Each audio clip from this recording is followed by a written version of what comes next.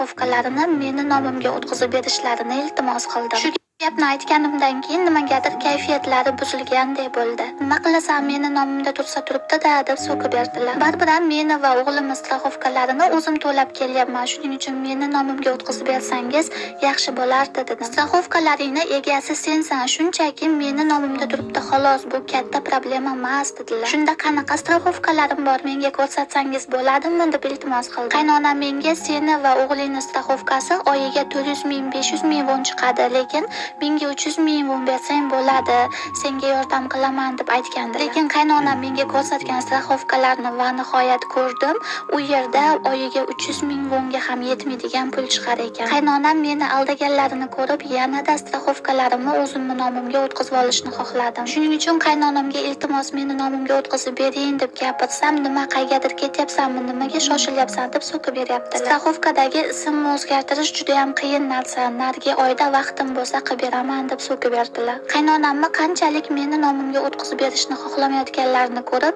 meni ham shunchalik o'zim nomimga tezroq o'tkazib olishni xohlayapman. Lekin afsuski qaynonam meni nomimga o'tkazib berishni umuman xohlamayaptilar. Axir meni va o'g'lim straxovkalarini men to'layapman har oy, demak meni nomimda bo'lishi kerak emasmi? Qonun bo'yicha straxovkalarim meni nomimda turishi kerak, lekin qaynonam boshida sen ishlamaysan deb o'zlarini nomiga o'tkazib olgandilar. Hozir ishlayapman-ku, oyligim tushyapti-ku, meni nomimga o'tkazib bering desam, meni so'kyaptilar.